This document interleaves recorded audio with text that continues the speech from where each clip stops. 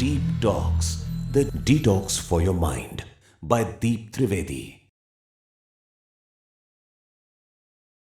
Now, taking our discussion further,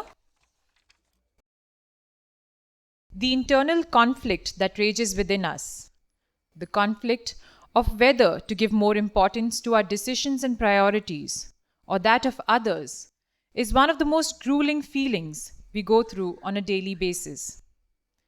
But the most important question that goes through our mind is that, is it even possible to win everyone's heart?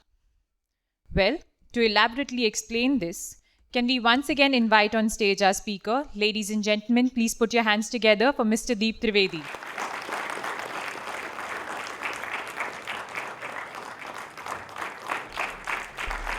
Welcome back. मैं आप लोगों का स्वागत करता हूं और हम अपनी आगे की यात्रा शुरू करते हैं। तो यह तो बात बड़ी साफ हो जाती है कि हम जो कुछ भी भोग रहे हैं वो मन के, अहंकार के, बुद्धि के पर्दे पे भोग रहे हैं। इसका बाहर की दुनिया से कुछ भी लेना देना नहीं है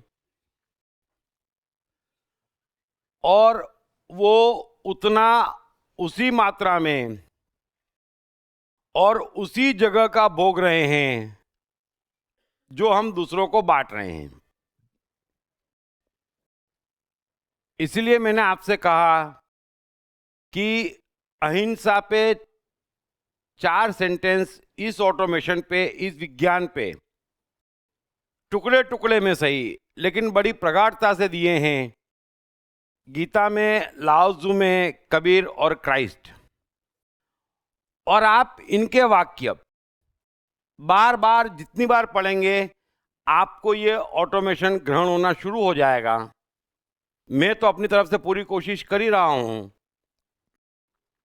क्योंकि ये बड़ा गहरा और ऐसा गुथा हुआ है और यही एकमात्र कारण है कि हजारों हजारों वर्षों की कोशिश के बावजूद भी चंद लोग ही इस चक्रव्यूह से बाहर निकल पा रहे हैं। अब चलो, शरीर को तो कर्म की सत्ता नहीं, तो ये बात तो समझ में आती है हमको और हमारे रोजमर्रा के जीवन में भी हम समझते कि महत्व भावना का है। कई बार अच्छी भावना से कोई गलत व्यवहार करता या हम पाते, हमें लगता कि ये आदमी की भावना ठीक है, इसके इंटेंशन में गड़बड़ नहीं है, तो हम उसकी बात का बहुत जल्दी बुरा भी नहीं मानते। हम ये भी जानते हैं कि हमें पक्का यकीन हो जाता है जब कि ये आदमी में गड़बड़ है, तो उसकी चिकनी चुपड़ी बातों में भी हम नहीं आते हैं। ये हमारे अनुभव है। रोजमर्रा के जीवन में हम इसका उपयोग भी करते हैं कि हम फॉलो भावना को करते हैं, शब्दों को नहीं, व्यवहार को नहीं। समझ लेना। हालांकि कई लोग होते जो शब्दों को ही फॉलो करते, देखो शांति से बोलना चाहिए, वो तो फिर नेता और सन्यासी करते हैं, फंसोगे आप। ये एक ऐसा गहरा ऑटोमेशन है जिसके जाल में संपूर्ण मनुष्य जाति जब से अस्तित्व में आई है फंसी हुई है। और मैं बार बार कहता हूं कि मनुष्य की चेतना का विकास जैसे ये ब्रह्मांड रोज फैलता, वैसे इसका भी विकास जारी है। इसलिए आज के युग में हमारे लिए ये बातें समझना आसान है, उस समय मुश्किल थी। चलो, हम रोजमर्रा के जीवन में भावनाओं का उपयोग करते, भावना को तवज्जो देते। हम शरीर को तवज्जो नहीं देते, प्रायः। देने वाले देते होंगे, मुझे नहीं मालूम, लेकिन प्रायः कि ठीक है, किसी ने ऐसा कह दिया या किसी ने जोर से चिल्ला दिया या किसी ने चलो चांटा ही मार दिया, तो भी at the end of the day उस समय नहीं तो पीछे से हम भावना देखते कि भाई उसका इंटेंशन क्या था, उस आधार पे हम भला बुरा मानते और उस आधार पे हम अलर्ट रहते। ऐसा नहीं है कि सत्य किसी को मालूम नहीं है, फिर भी भ्रमित हो जाते। सत्य इतनी दूर नहीं है, हम उपयोग करते। कोई बुके लेके आता और हम जानते ये बदमाश है, कितनी बातें करता, हम उसकी बातों में नहीं आते। और कई लोग ऐसे होते जिन पे हमें पूरा भरोसा होता, फिर वो कैसा भी व्यवहार करे हम जल्दी बुरा नहीं मानते। तो भावनाओं का खेल है, हम भावनाओं से खेलते हैं लेकिन फिर भ्रमित हो जाते हैं जब बाहर ऊंची ऊंची बातें सुनते हैं। दरअसल प्रकृति की रचना ऐसी है कि हम अपनी निगाह उठाएं ब्रह्मांड की तरफ तो सारे सत्य प्रकट हो जाते हैं, और हम पल भर को झांकें अपनी तरफ तो सारे सत्य प्रकट हो जाते। इतना आसान, रेडीली अवेलेबल है, लेकिन हम इन दोनों को छोड़ के चारों तरफ दौड़ते हैं। हमारी भी भावना अच्छी होती, अगर हम ऐसा नहीं दौड़ेंगे तो ये 10, 15, 20 करोड़ जो साधु, संत, मौलवी, पंडित, पादरी, नेता, समाज सेवक जिनका पेट भर रहा है, वो बेचारे कहां जाएंगे? ये सब इस बात पे उनका पेट भर रहा है, दौड़ा दौड़ा के, जबकि हमारे पास है, हमारे सामने है, कहीं दूर नहीं है। एक चीज और समझना, मैं इसलिए कह रहा हूं कि आज का विषय आपका अपना है। साइकोलॉजी के सारे विषय हमारे अपने होते, हमारे निकट होते, अगर हम भटकना बंद हो जाएं। तो भावना का सबको मालूम है, लेकिन मैंने पहले ही कहा कि ये जो हिंसा का जाल है वो अति गहरा है। सिर्फ भावना से भी काम नहीं निपट रहा है, बड़े अच्छे समझ लेना, भावना से भी काम नहीं निपट रहा है।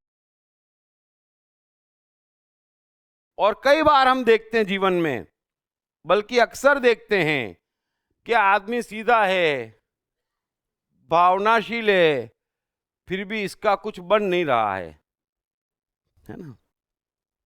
क्योंकि भावना भी पर्याप्त नहीं है, ये पहली सीढ़ी है। हिंसा के खेल में पहली सीढ़ी ये समझना है कि शरीर का कुछ भी लेना देना नहीं है, ये पहली सीढ़ी है। हिंसा के खेल में दूसरी सीढ़ी है कि आत्मा अकर्ता है, परमात्मा अकर्ता है, उसको भी हमारे खेल से कुछ लेना देना नहीं है। तो सारा खेल हमारा है और भोग भी हम ही रहे हैं। तीसरा कोई रत्ती भर इस खेल में नहीं है। यह बात आपको अच्छे से समझनी पड़ेगी अगर आप अपने जीवन में से दुख, चिंता, टेंशन, असफलताएं हटाना चाहते तो।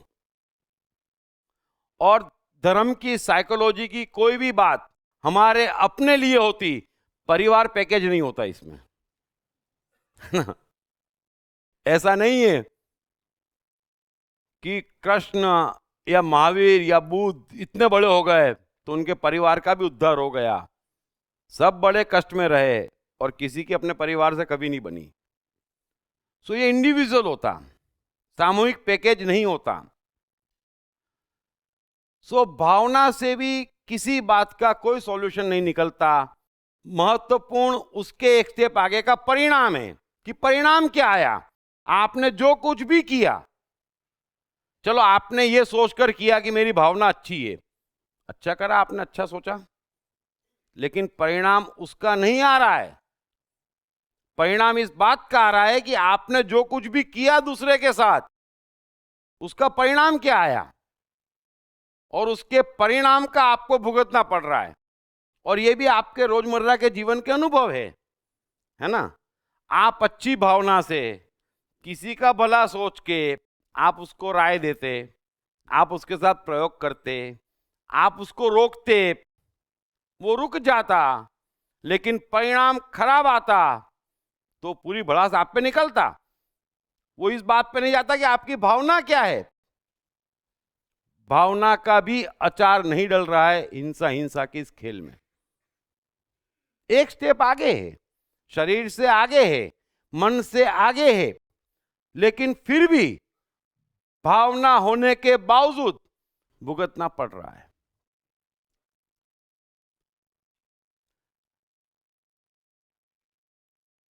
और आप किसी से भी पूछो कि बेटा मेरा इंटेंशन बहुत अच्छा था, बेटा बोलता अचार डालूं, मेरी 12 बज गई, उसका क्या, मैं परेशान हो गया, उसका क्या।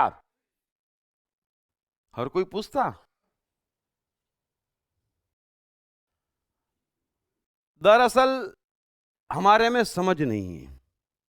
इसलिए मैं कहता हूं कि किसी के भी साथ जबरदस्ती करने से बचें आप, किसी को भी अनावश्यक राय देने से बचें, आप फंस जाएंगे, क्योंकि भावना भी काम नहीं कर रही उस बात का परिणाम क्या आ रहा है, और उस समय वो जितनी फ्रीक्वेंसी अपने मन में झेलता वो सब आपको फिर झेलना पड़ रही है।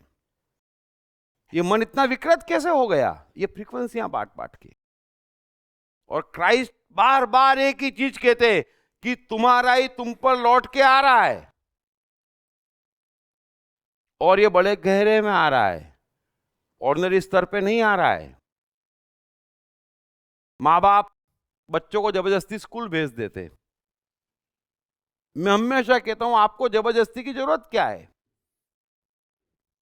एक बार कह दिया, 2 बार कह दिया, फिर वो नहीं जाना चाहता, तो आप समझते कि नहीं। आप किसी को राय दे देते बिजनेस में, अच्छा कोई पूछे और देते वहां तक ठीक है, न पूछे तो भी देते, सुन मेरी, और सुनने वाला भी नहीं देखता कि इनके खुद के क्या हाल हैं।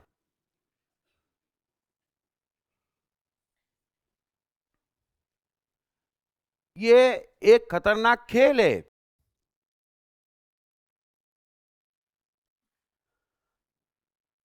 मैं कई बार समझाने की कोशिश करता हूं। अभी कई लोग बड़े भावुक हृदय होते, या ड्रामा भी करते अच्छा दिखने के लिए, है ना, फोटोग्राफर वगैरह आ जाते और सोचते आज 15 अगस्त है, सारे कैदियों को वो पूरी हलवा सब्जी बांट दो। अब आप समझते कि आपने अच्छा काम किया, वो पूरी हलवा खा लेता, समझ लेना, वो पूरी हलवा तो खा लेता, लेकिन सुखी था बेचारा 2 साल से, जो जेल में खाना मिल रहा था। आप तो खिला के चले गए, अगले दिन से वो परेशान होना शुरू हो गया, तो उसका भी हमको भुगतना पड़ रहा है। ये बड़ा गहरा है, इसीलिए तो इसमें से निकल नहीं पा रहे हम। ये इतना गहरा है,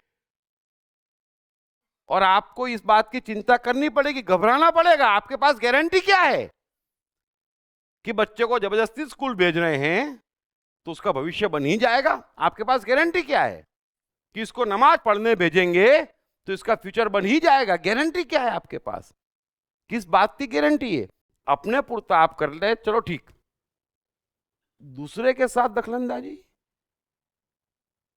और आप गौर करना, सब एक जैसे हैं, मन सबका एक जैसा है, ऑटोमेटिक है।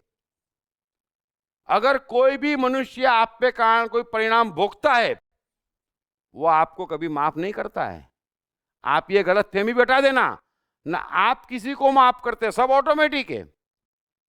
और इतना ऑटोमेटिक है, फिर वही माँ बाप सोचते इस बच्चे के लिए मैंने इतना किया और देखो पूछता नहीं। अब आपने उसके साथ क्या क्या किया और उसका क्या क्या परिणाम आया, वो सब उसके भीतर प्रिंट है। यही दिक्कत आ रही है रिश्तों में, सब जगह यही दिक्कत है। और हमको शिक्षा ऐसी कि ये मेरा है, ये अपना है, वरना कोई गड़बड़ नहीं है। लेकिन पति पत्नी में गड़बड़, माँ बेटे में गड़बड़, दोस्तों में गड़बड़, ये गड़बड़े कहां से आ रही है? क्योंकि परिणाम में सब जन एक दूसरे को चक्कर में डाल रहे हैं, अपना उद्धार हो नहीं रहा है, और ज्ञान सभी जने बांट रहे हैं। इसलिए आप ध्यान रखना कि हिंदू साइकोलॉजी में, भारतीय साइकोलॉजी में कभी भी दया, सेवा, सहानुभूति को जगह नहीं थी। और ये सत्य है, आप इतिहास पढ़ लें, पूरी गीता में कृष्ण क्या कह रहे हैं अर्जुन से कि ये तेरा मोह है, तू सहानुभूति चाहता, दया चाहता, लेकिन ये तेरा मोह है, यही तो हमारा मोह है। वो अपना खेल खेल रहा है, आप बड़े उतावले हो रहे हैं।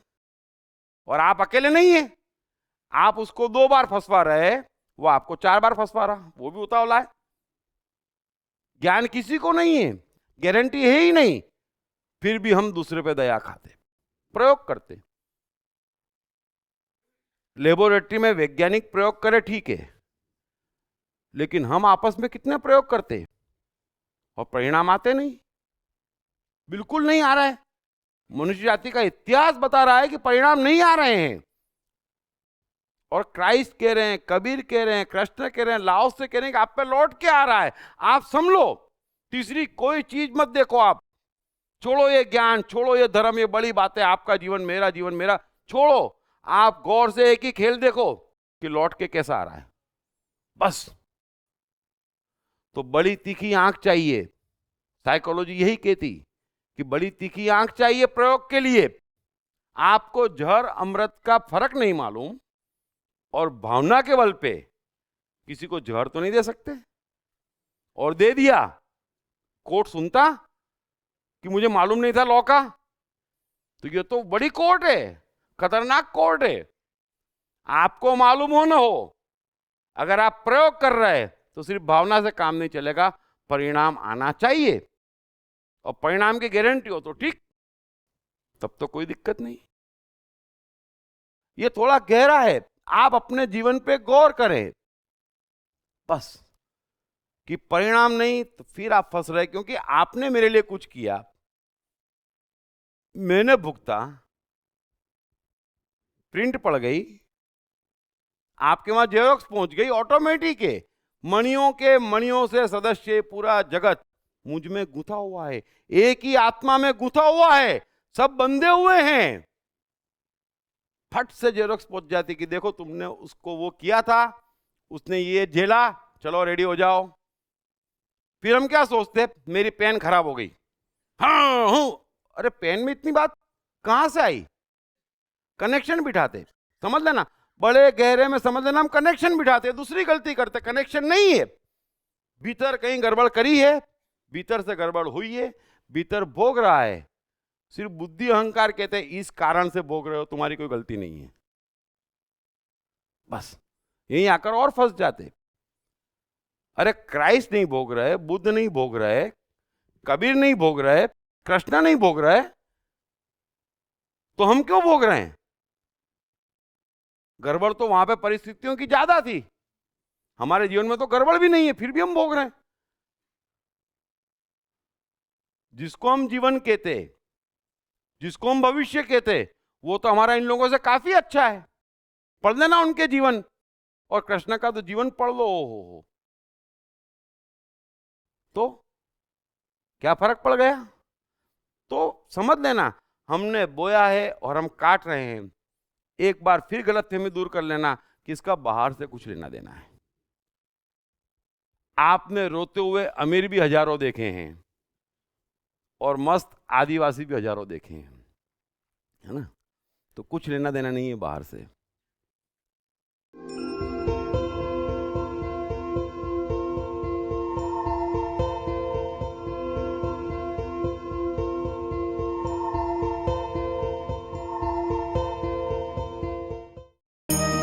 कृष्ण मन और जीवन के मास्टर।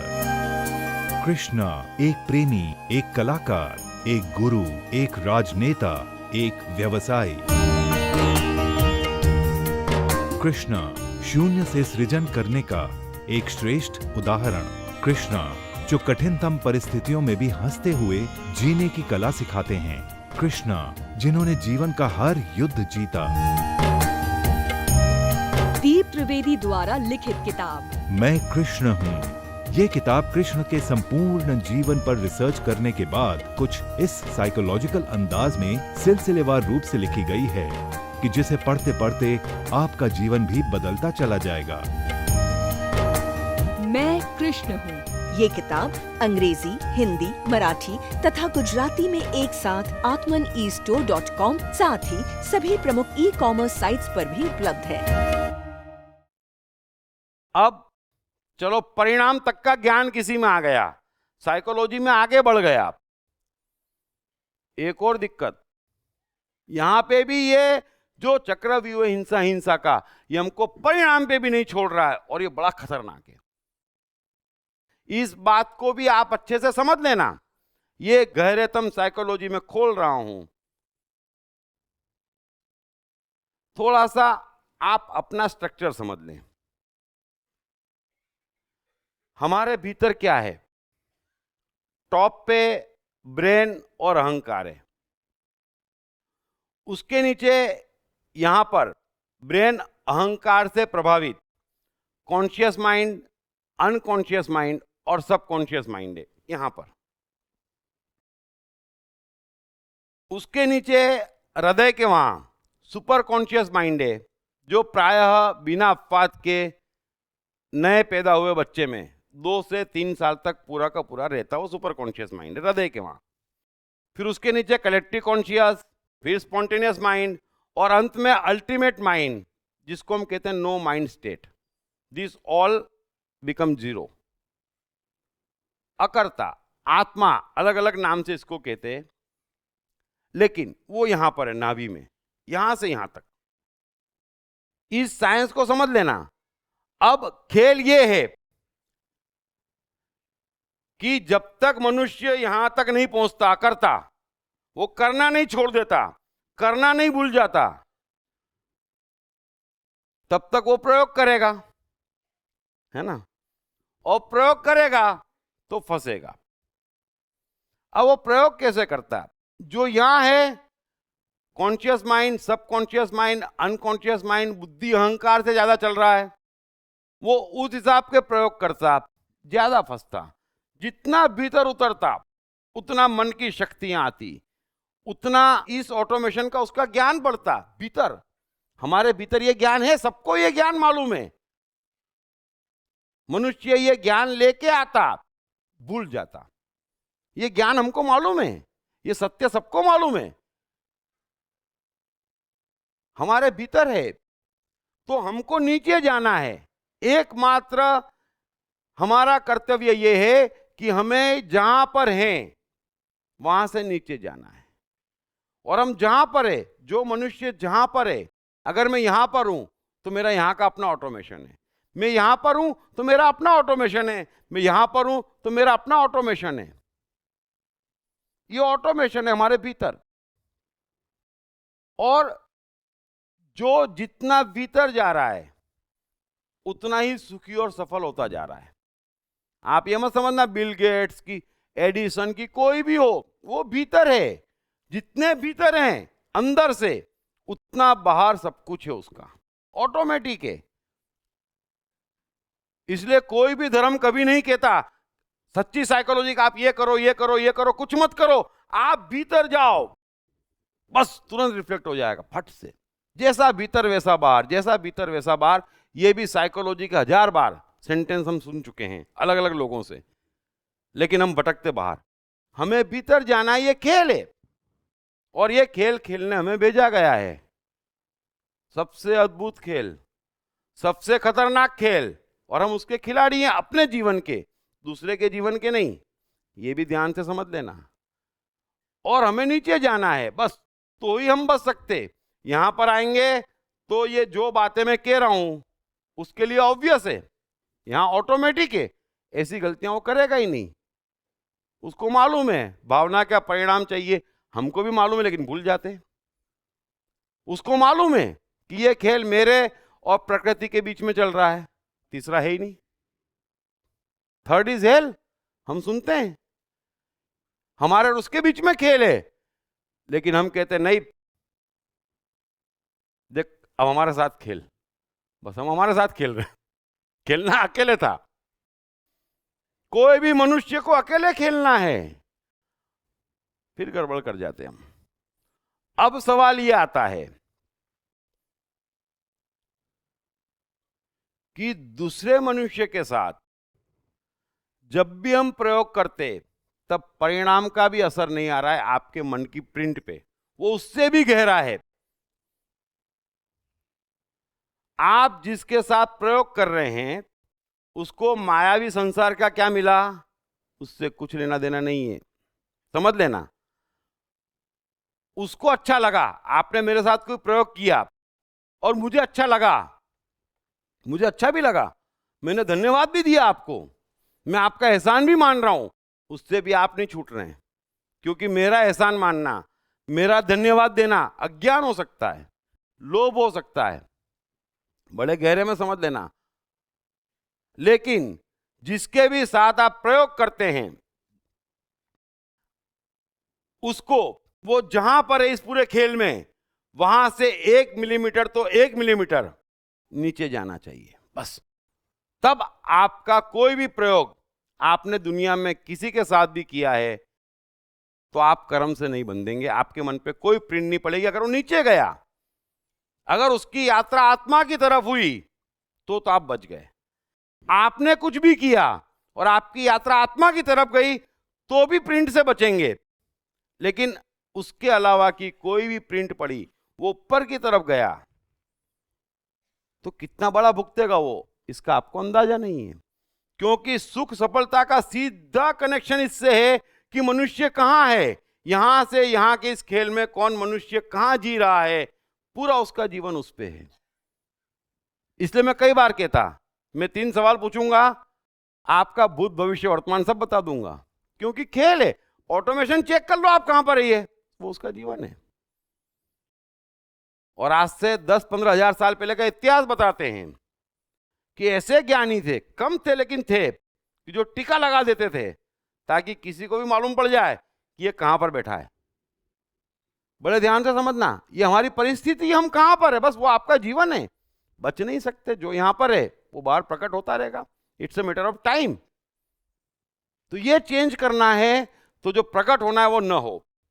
तो सबसे बड़ी बात यह है कि किसी के साथ भी प्रयोग करें तो उसकी गति आत्मा की तरफ बढ़ेगी, इतनी सी भी, तो उसके जीवन में से हजारों दुख कम होंगे और हजारों खुशियां आएगी। तब तो वही आपके जीवन में आएगी। अब हम क्या करते, टेम्पररी सॉल्यूशन खोजते। समझ लेना, परिणाम में भी बड़े टेम्पररी सॉल्यूशन खोजते। अरे क्या है ये, इसकी आदत है बकबक करने की, है ना, अभी मना करेंगे तो तांडव करेगी, मान लो उसकी बात, चलो। अरे आप टेम्पररी सॉल्यूशन खोज रहे हो, इससे क्या फायदा होगा, उसका उत्साह बढ़ेगा, कल और बड़ा तांडव करेगी। आप जीवन में गौर करना, सब जने टेम्पररी सॉल्यूशन खोजने में लगे हैं, इससे आप दूसरे आदमी का मन विकृत कर रहे हैं। वो जहां है वहां से उसको ऊपर भेज रहे हैं, परमात्मा से दूर भेज रहे हैं। अगर मैं आपकी गलत बात का समर्थन कर रहा हूं, अगर मैं आपकी गलती ढाक रहा हूं डर के, दब के, तो मैं क्या कर रहा हूं, मैं आपको ऊपर भेज रहा हूं। आप ऊपर जा रहे हैं, लेकिन कैसे, हम तो डूबे सनम, तुमको भी ले डूबेंगे, हम भी ऊपर जा रहे हैं। ये बड़ा गहरा खेल है, इस बात को आप समझ लो, खतरनाक है। तभी तो हम एक क्राइस्ट को याद करते, एक कबीर को याद करते, भीड़ को याद नहीं करते। एक एडिसन, एक आइंस्टाइन, एक बिल गेट्स, एक स्टीव जॉब्स, है ना, हम ऐसे याद करते हैं ना। लेकिन इसकी भीड़ हो सकती, क्योंकि अब हमारे पास वो चेतना है कि हमें विज्ञान समझ सके। अब कोई भी कहेगा यार इतना खतरनाक खेल है, हैं? तो फिर जंगल में भाग जाएं। ये भी कहते इतिहास में, है ना, कि भागो, यहां रहोगे तो कुछ ना कुछ करोगे, खेल समझ में आएगा नहीं, बड़ा गहरा है। उस समय तो वाकई गहरा था, आज तो हमारे लिए आसान है कि हाँ यार ये हो रहा है और ऐसा हो रहा है, तो भागो जंगल में। जंगल में भागने से क्या होगा, हम अपना ऑटोमेशन तो लेके ही जाएंगे, वो लोग भी अपना ऑटोमेशन तो लेके ही जाते। तो यहां क्या कहते, यहां कह देते धन पाप है, मोह पाप है, लोभ पाप है करके भग जाते। फिर छोटा सा आश्रम खोलते, फिर गिनती शुरू हो जाती, 10 भक्त थे, 500 हो गए, तो महाराज ये मोह नहीं हुआ। 2 कमरे का आश्रम था, 6 कमरे का हो गया, महाराज ये मोह नहीं हुआ, छुटकारा नहीं है। ऑटोमेशन तो आपका ही है ना, कहीं पे भी जाओ, ऑटोमेशन से कहां छुटकारा है।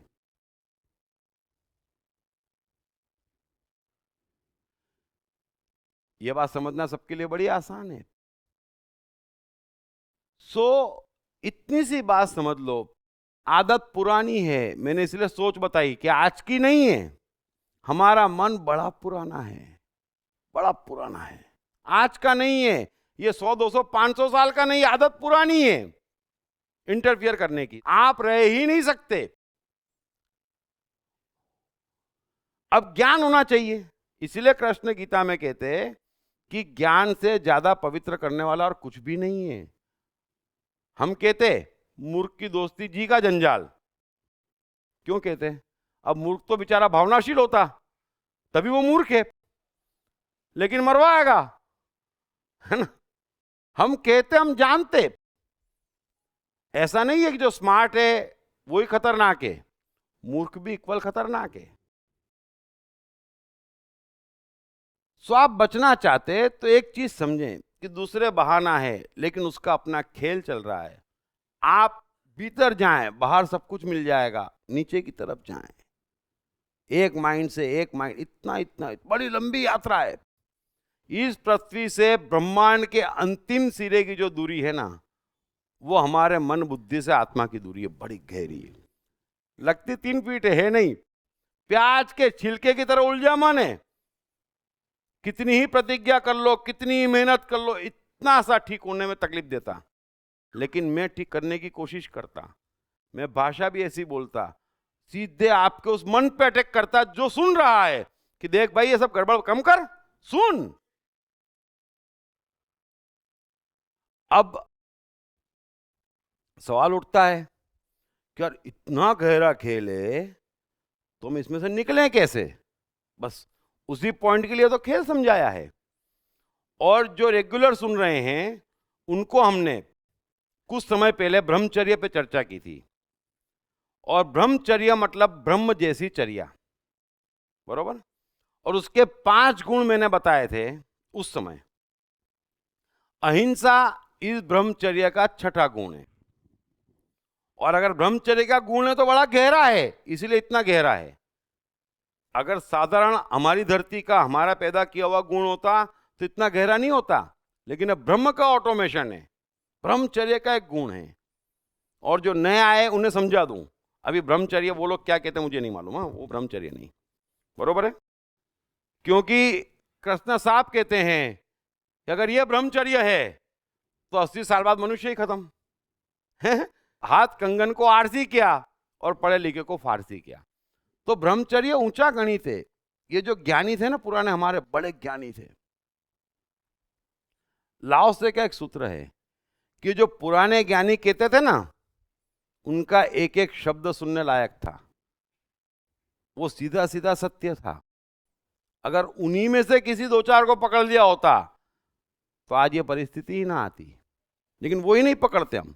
तो ब्रह्मचर्य मतलब ब्रह्म जैसी चर्या, जो ब्रह्म कर रहा है व्यवहार, अगर वही व्यवहार हमारे भीतर से होना शुरू हो जाए तो जीवन की सारी समस्याओं का अंत है।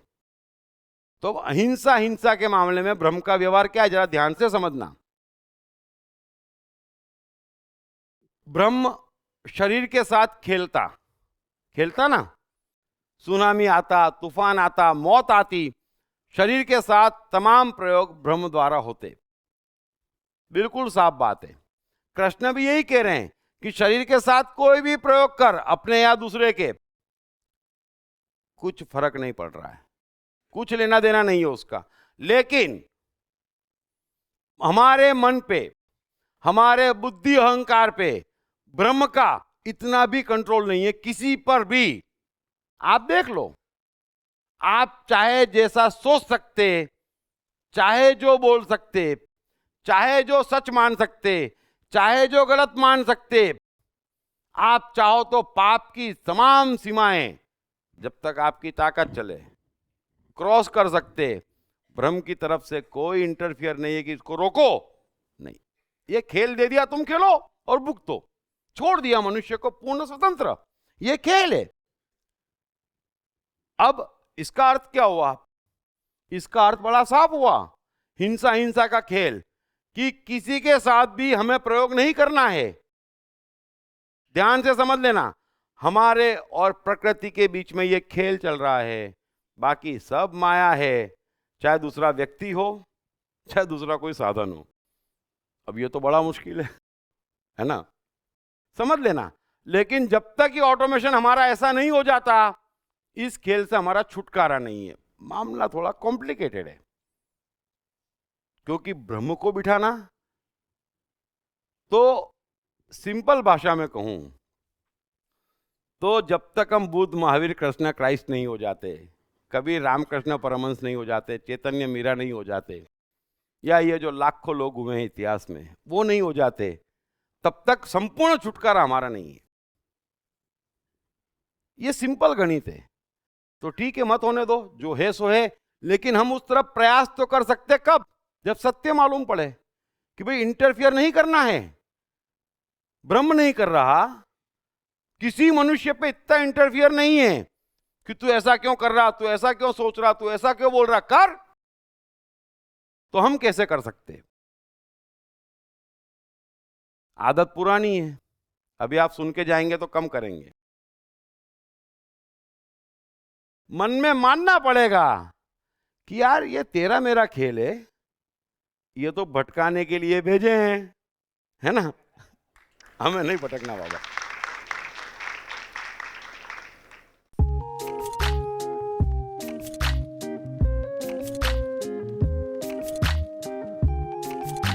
हाय, मेरा नाम शील कुमार अवस्थी है और मैं बैंक में काम करता हूँ as a senior manager. My name is Omkar Kulkarni and I'm a engineering student. मेरा नाम जयराम प्रसाद है, मैं सेल्फ एम्प्लॉयड हूँ। मैंने इनकी बुक पढ़ी I am the mind. Sir ने I am the mind book में बहुत क्लियरली मेंशन किया है कि माइंड किस तरीके से वर्क करता है, कैसे प्रॉब्लम्स को क्रिएट करता है और इसका सोल्यूशन क्या है लाइफ में।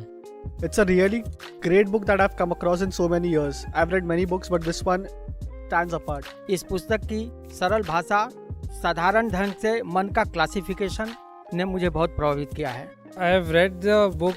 It clearly identifies, explains the difference between your brain and the mind. All the 7 states of the mind are clearly defined in that book and that's the best thing about the book.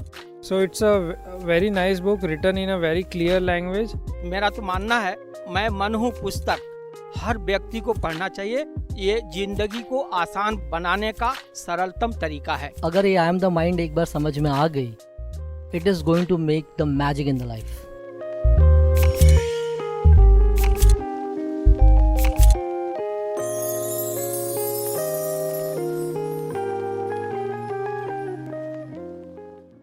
मैं आपको चंद उदाहरण देता हूं, आपको बात समझ में आ जाए। अभी क्राइस्ट को समझ लेना कि जिसका ये सब शून्य हो जाता ना, ऊपर के 6 मन और बुद्धि अहंकार, ये 8 चीज जब शून्य होती तो सीधे ब्रह्म का ऑटोमेशन प्रकट होता। उसी को हम आत्मा कहते हैं। बड़े ध्यान से समझना, ब्रह्म का भी एक ऑटोमेशन है। अभी हम चर्चा कर रहे हैं हमारे मन के ऑटोमेशन की, लेकिन ब्रह्म का भी एक ऑटोमेशन है और वो सुपर ऑटोमेशन है। वो तो इससे भी विशाल है। वो सर्वहिताय, सर्व सुखाय, सर्व विकास चल रहा है अरबों वर्षों से, और वो सबको लेके चलना चाहता, सबको लेके चल रहा है। सबको, ऐसा नहीं है हिंदुओं को लेके चल रहा है कि मुसलमान को लेके चल रहा है कि पापियों को लेके चल रहा है या पुण्यात्मा को लेके चल रहा है, ऐसा नहीं। वो सबको लेके चल रहा है बिना भेद के। कृष्ण गीता में बार बार कहते हैं कि पाप पुण्य, अच्छा बुरा, मान अपमान, लाभ हानि तू काट दे, धर्म अधर्म सब काट दे। ये है ही नहीं, वो सबको लेके चल रहा है, झंझट ही नहीं है। तो जैसे ही मनुष्य इस स्टेज पे आता, बुद्ध, कृष्ण, क्राइस्ट, कबीर, हम क्या कहते, बड़े ध्यान से समझना कि वो अहिंसा में स्थित हो गए। न अपने साथ न दूसरे के साथ कोई प्रयोग नहीं करते। इतना भी नहीं, सीधे वो भेजता, उसका हुक्म सर आंखों पे। ये बड़े प्यार से समझ लेना, अकर्ता हो गया। जिसने ये 6 और 2 8 चीजें मार दी, वो अकर्ता हो गया।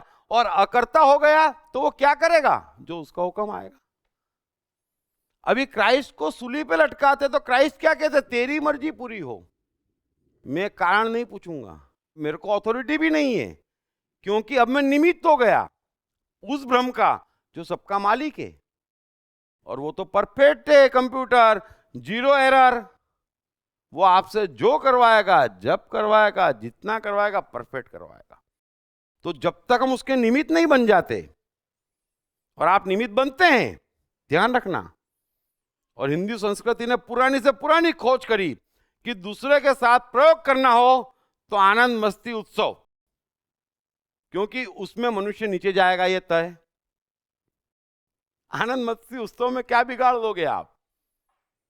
इसलिए पूरी की पूरी चीज, नवरात्रि आए 9 दिन नाचो, है ना? क्यों? क्योंकि वही एक चीज आपको बचा सकती। न सेवा, न दया, न भाव, न सहानुभूति, ये सब मरवा देगी। क्योंकि प्रयोग करेंगे आप। यहां पर प्रयोग क्या करेंगे? हम और आप क्रिकेट खेलते, सबको मजा आ गया, प्रयोग क्या हुआ? कुछ नहीं हुआ। प्रयोग ही नहीं होता। आनंद मस्ती उत्सव में प्रयोग नहीं होता। इसलिए बात बात पे उत्सव बहाना चाहिए। उत्सव उत्सव उत्सव, क्योंकि मनुष्यत नहीं है, ऐश्वर्य है, मौज मस्ती है। आप देखना, क्योंकि वही चीज, वही एक प्रयोग दूसरों के साथ करने लायक है, और वही एक फायदा दूसरों से उठाने लायक है। तीसरा कोई कनेक्शन बेकार। तो क्राइस्ट कहते हैं कि तेरी मर्जी पूरी हो। अभी कृष्ण के जीवन का किस्सा है। कृष्ण की पहली संतान प्रद्युम्न को 10-20 रोज का होगा, और एक राक्षस उठा के ले गया। चलो, अभी कृष्ण यहां वहां बड़े उलझे थे, क्योंकि वो तो ब्रह्म का ऑटोमेशन है, तो सर्वहित में लगा है। तो सर्वहित का लगा आदमी एक बच्चे का हित तो नहीं देखेगा, मेरा तेरा तो है नहीं। ठीक है, घर वाले रुक्मणी परेशान करती, डिस्कस करती, समझा दिया कृष्ण ने कि देख भाई ऐसा है। 18-20 साल बाद वो वापस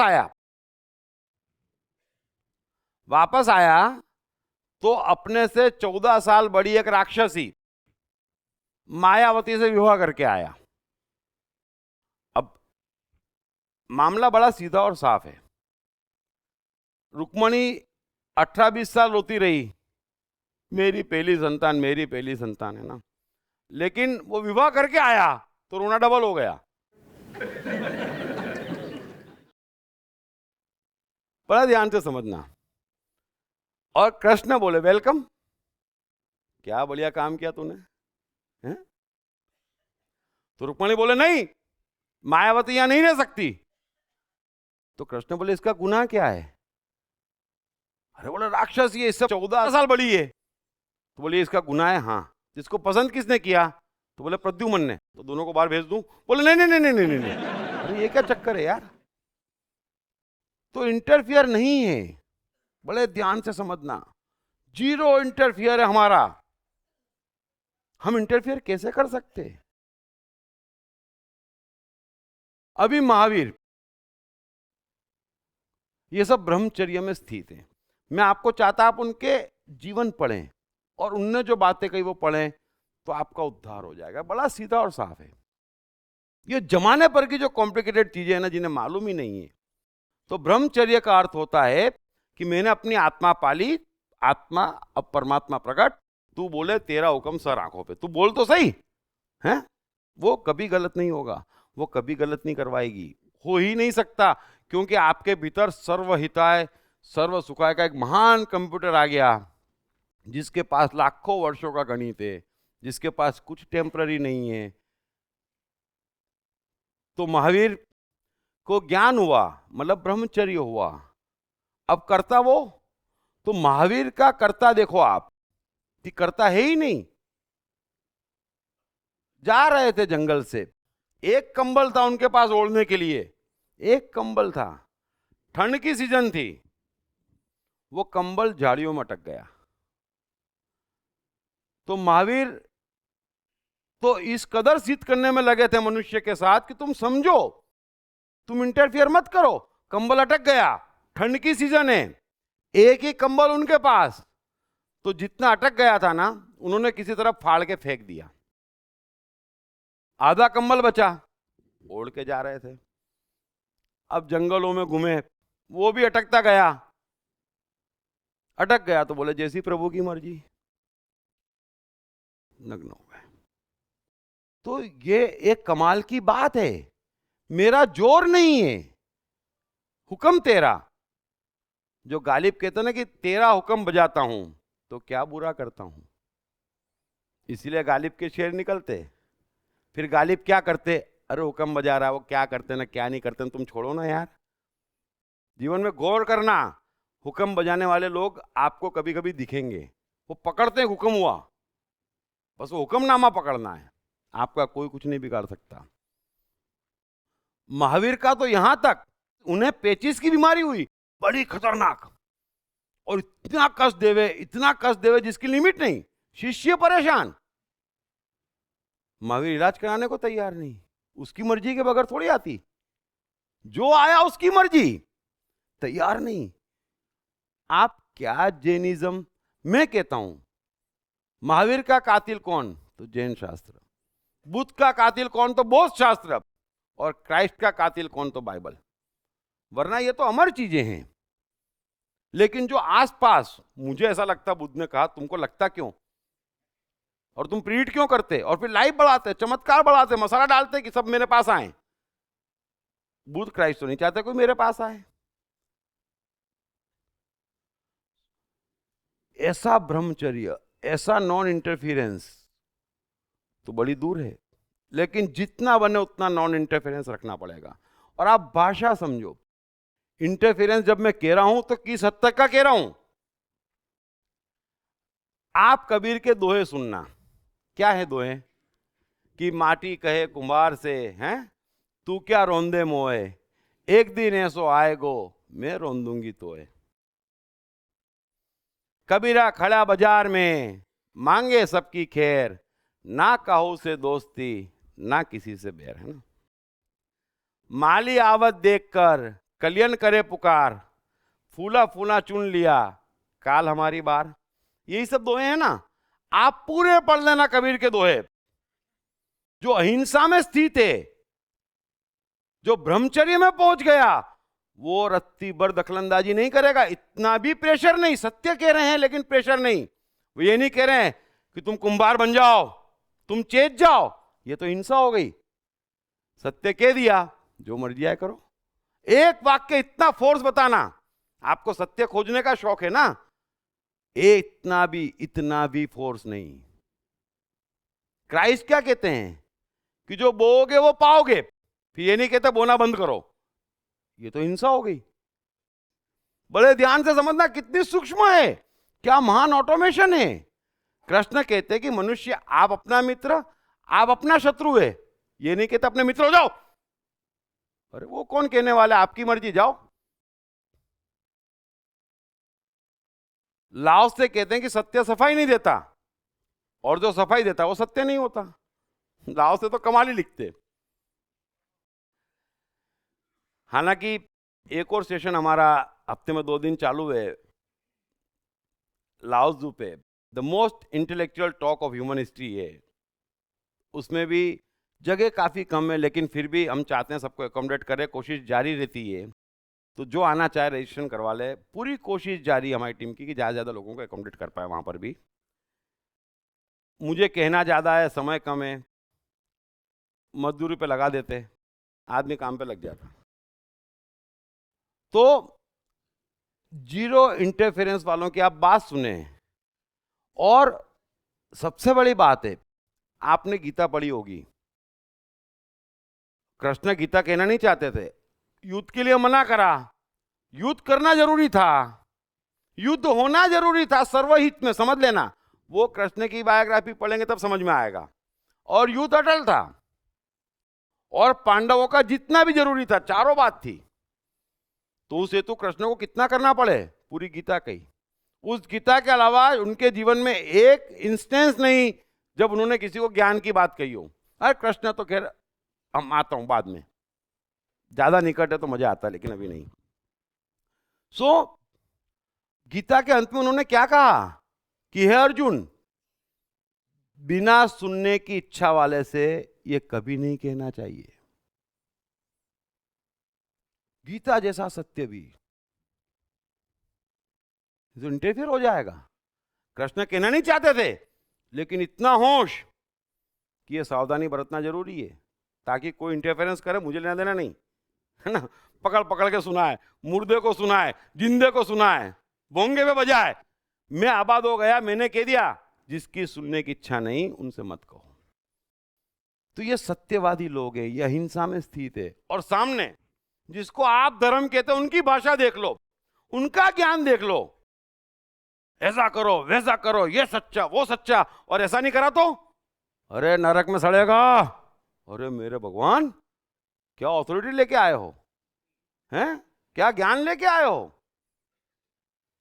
सत्य के लिए फोर्स नहीं कर रहे, देखना आप। बुद्ध कहते अपने दिए स्वयं बनो, बनो बनो बनो बनो मत बनो बनो, हैं? बुद्ध का क्या लेना देना भाई? कोई जोर जबरदस्ती नहीं है। मैं इतने घंटे बोलता, मैं तो बात खोलता, और मेरा भी मैं क्या कर सकता, बहुत कलाकार है, एरर करते नहीं कि फंसते नहीं, और कोई आबाद नहीं जब तक जीरो एरर में ना आ जाए। सो आप उनकी भाषा पढ़ें। और मैं आपसे कहता हूं, वो हिंसा करते हैं, सबको मालूम है वो हिंसा करते हैं, जोर जबरदस्ती, लड़ाई झगड़ा, सिया सुन्नी, हिंदू मुस्लिम, वो कैथोलिक प्रोटेस्टेंट, क्या क्या क्या क्या क्या, और नहीं करा तो तलेंगे ना, उबालेंगे ना, डंडे मारेंगे ना, चाबुक मारेंगे ना। चलो वो तो बाद में देखेंगे। उनके पढ़ने वाले गिन लो, बुद्ध, कृष्ण, कबीर, क्राइस्ट, कितना सताया। कभी सुना आपने कि सताने से बुद्ध परेशान हुए? नहीं हुए। क्यों? क्योंकि हिंसा कर नहीं रहे। और ये महाराज लोग जो हमको बताते सुबह शाम, ये पंडित मौलवी पादरी, ये जो महान लोग हैं, मुनि तुनी जितने भी हैं, ये करो वो करो, ये नहीं कराते ऐसा होगा वैसा होगा, हम तो सुन लेते। आप इतना सा बोल दो, कितना उछलते, आसमान तक पहुंच जाते। ऐसा बोल दिया हमारे भगवान को, हमारे धर्म को। आप इतना उछल क्यों रहे महाराज? क्योंकि आप हिंसा कर रहे हैं, आप जुल्म कर रहे हैं, आप जबरदस्ती कर रहे हैं, आप भड़क रहे हैं। बुद्ध कृष्ण नहीं कर रहे थे, नहीं भड़क रहे थे।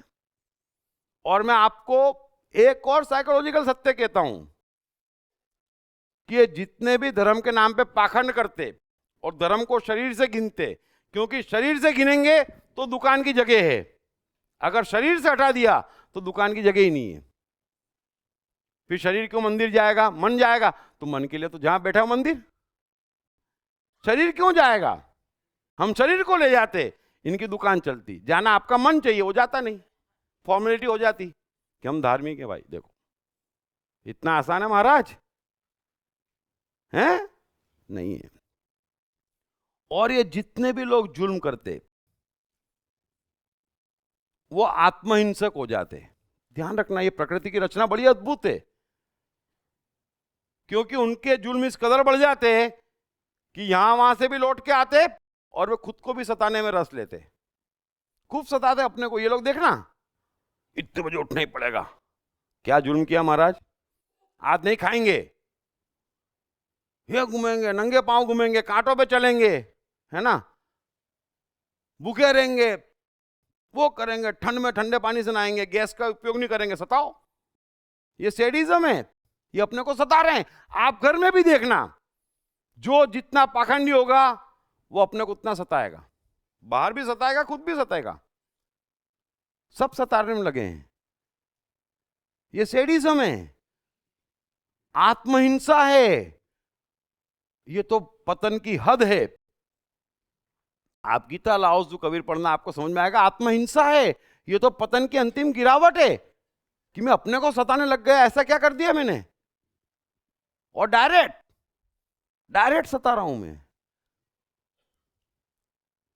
इसलिए कृष्ण गीता में कहते कि ये योग यथा योग्य आहार, यथा योग्य विहार, खाना भी जरूरी, यथा योग्य सोना भी जरूरी, और कर्मों में यथा योग्य चेष्टा करने वालों का ही सफल होता है।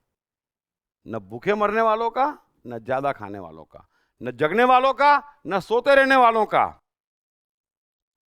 और यथा योग्य कर्म करने वालों का ही सफल होता है। तो हिंसा अपने पे नहीं करनी है, ये अंतिम है। कृष्ण का बचपन कैसा गुजरा? कृष्ण राधा का प्यार क्या था? कृष्ण ने कितने विवाह किए? कृष्ण की चाइल्ड साइकोलॉजी क्या थी?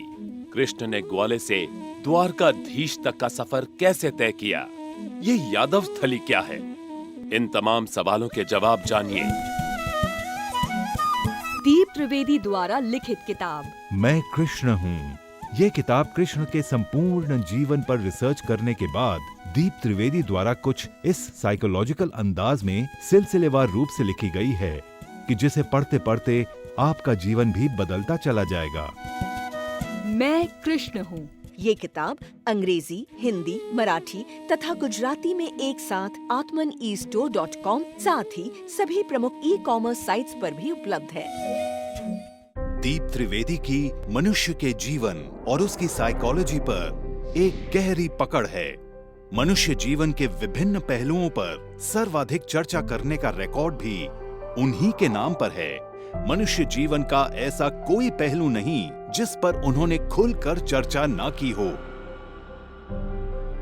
जैसे कि path of life, personality, complex, guilt, love, expectation, partiality, acceptance, fear, hypocrisy, creativity, wealth, who is God, concentration, confusion, power of transformation, joy and success, mind and brain, day sleep, natural intelligence, change your future, ego, non-violence, freedom, तथा दीप talks ताओ ते चिंग के अंतर्गत दीप त्रिवेदी द्वारा मशहूर Chinese philosopher लाओ त्से के महान सूत्रों पर चर्चा, परिचय, समय, मन, सफलता, संकट, धर्म, राजनीति और दीप टॉक्स भगवद गीता के अंतर्गत जीवन की किसी भी समस्या से निपटने के लिए दीप त्रिवेदी द्वारा भगवद गीता के संपूर्ण 18 अध्याय पर चर्चा।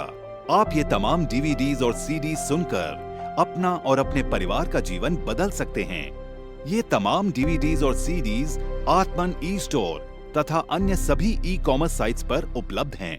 जब भी कोई बच्चा पैदा होता, माता पिता बड़ी उम्मीद लगाते। ये जरूर एडिसन बनेगा, ये जरूर स्टीव जॉब्स बनेगा, ये जरूर सफल होगा। परंतु होता ऐसा कुछ नहीं। अधिकांश जीवन की चक्की में पिसकर रह जाते हैं। क्यों? सिर्फ गलत शिक्षा तथा गलत परवरिश के कारण, साइकोलॉजिकल अज्ञान के कारण। अतः बच्चों की साइकोलॉजी समझने हेतु एवं उनकी क्षमता निखारने हेतु आज ही खरीदें श्री दीप त्रिवेदी द्वारा लिखित किताब मैं मन हूँ। ये किताब atmanestore.com पर उपलब्ध है। सुनिए श्रीमद् भगवद गीता, कृष्ण और अर्जुन का अद्भुत संवाद, संपूर्ण 18 अध्याय।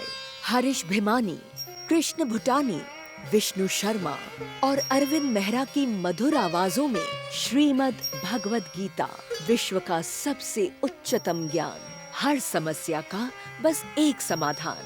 4 CD set now available at 20% discount. Only on Atman eStore and all other leading e-commerce sites. हर बच्चे में सफल और महान बनने की संभावना छिपी होती है। सवाल बच्चे द्वारा अपनी प्रतिभा को निखारने का तथा सही परवरिश पाने का ही होता है। दीप त्रिवेदी द्वारा लिखित रोचक ग्राफिक बुक्स पढ़िए। The story of Thomas Edison, अनपढ़ एडिसन के महान वैज्ञानिक बनने की दास्तान। नॉटिनेस टू ग्रेटनेस, स्टीव से स्टीव जॉब्स बनने की कहानी। हॉटी टू डॉन्टी, चाइल्ड साइकोलॉजी समझने हेतु शेर के बच्चे की कहानी। न सिर्फ बच्चों बल्कि हर माता पिता व टीचर के लिए भी आवश्यक ग्राफिक बुक्स हिंदी तथा अंग्रेजी में आत्मन ई स्टोर तथा अन्य सभी ई कॉमर्स साइट्स पर उपलब्ध।